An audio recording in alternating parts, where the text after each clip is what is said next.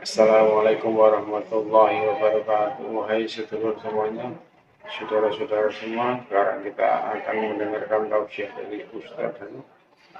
Kali ini tausiahnya akan membahas tentang bagaimana rumah tangga kita ke depan itu tergantung kita sendiri.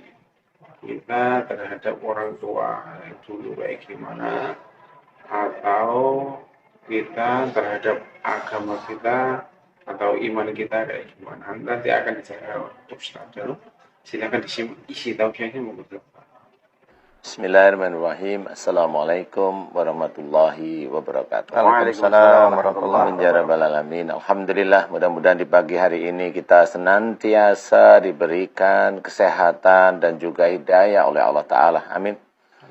Pemirsa yang dirahmati oleh Allah, tema kita bagus sekali, sakitnya hati saat tidak dihargai.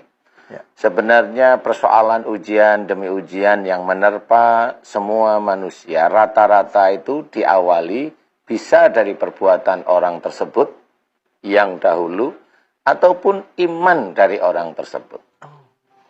Jadi kalau perbuatan dari orang tersebut, ini umpamanya saya yang disakiti, berarti dulu saya pernah dengan orang tua itu agak kaku, agak keras, tidak nurut dan sebagainya. Sehingga mendapatkan pasangan itu tidak memberikan kenyamanan. Ini kalau dari perbuatan. Nah, kalau dari iman bisa aja.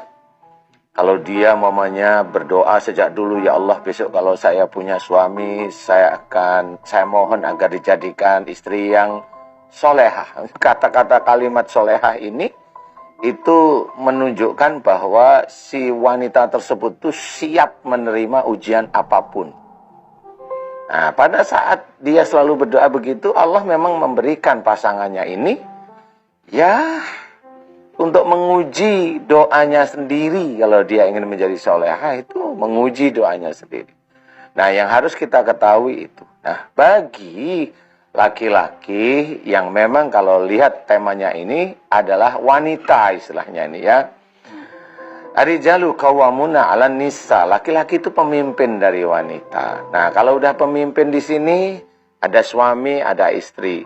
Suami dia memimpin keluarganya, berarti ada unsur melindungi. Ada unsur mengamankan si pasangannya, mengamankan keluarganya. Kemudian juga dari sisi syariat, dari sisi agama, si suami itu memang dianjurkan untuk menjadikan dirinya soleh. Ya. Kemudian baru mengajarkan pada istri, mengajarkan pada anak-anaknya. Ini tugas. Nah, si suami tidak boleh cuek terhadap istrinya. Bukan karena dia pemimpin, kemudian dia cuek. Maunya apa aja yang dia inginkan, dia berikan pada istrinya. Maksudnya dia pinginkan pada istrinya. Tapi suatu saat, kalau udah kepingin itu selesai, dia cuek aja. Nggak mau perhatian lagi dengan istrinya. Ini hidup yang seperti ini, itu hidup yang sia-sia besoknya di akhirat. Karena kehidupan suami istri itu sebenarnya bisa menjadi penuh keberkahan kalau si suami dan istri ini saling mengisi dari sisi ibadahnya. Ya, satu aja ayat yang sering kita dengarkan, ya, bahwa kita diminta kalau menjalankan semua kehidupan di dunia itu untuk bermusyawarah. Itu aja. Itu musyawarah itu baru satu kalimat penggalan ayat kecil aja. Musyawarah. Ini setiap saat tuh musyawarah terus. Musyawarah umpamanya itu si istri mau bantu suaminya yang jualan kelontong. Tanya beras 1 kilo itu ya setiap hari tanya sama suaminya. Itu saya banget Pak Kiai. Ya. Sehingga itu musyawarah namanya. Apapun yang mau dikerjakan suami atau istri itu bertanya. Ya, bertanya. Atau kemudian ada masalah diselesaikan dengan baik-baik. Nah, disinilah sebenarnya keadaan sehari-hari, umpamanya bertambahnya rizki, kadang-kadang bertambahnya akal orang yang dititipi oleh Allah Ta'ala tentang rizkinya yang ditambah. Kenapa? Dia akan mencoba berkelana cara berpikirnya itu dengan yang aneh-aneh. Nah, yang aneh-aneh ini sendiri yang nanti akan merusak keluarga itu. Maka kan merusak keluarga tersebut. Maksudnya aneh-aneh gimana, Ustaz? Aneh-aneh aja. Jadi mulai dia yang dulunya itu yang di rumah itu yang bantu, kalau capek itu istrinya, ya dia capek, kasihan istrinya, dia capek yang bantu orang lain gitu. Oh, alah, iya. Seperti itu. Jadi seorang laki-laki harus bertanggung jawab penuh. Istri dan anak-anaknya sama juga, si istri juga bertanggung jawab penuh kepada anak-anaknya dan menghormat pada suami semata-mata karena Allah. Kalau kehidupan itu tidak didasarkan karena Allah Ta'ala, kehidupan itu maunya nafsunya sendiri. Manusia itu punya nafsu, itu sudah nas dari Allah Ta'ala. Tetapi agama inilah yang mengatur nafsu-nafsu kita. Wong kita itu belajar agama itu punya kok nafsu. Nah, untuk mengatur kalau kita itu sudah diizinkan pandai oleh Allah Ta'ala, diizinkan pandai, yang kita atur apa? Jangan ujub, jangan riya. Jangan keminter, itu nafsu kita. Di luar kita itu diizinkan bisa pandai oleh Allah Ta'ala.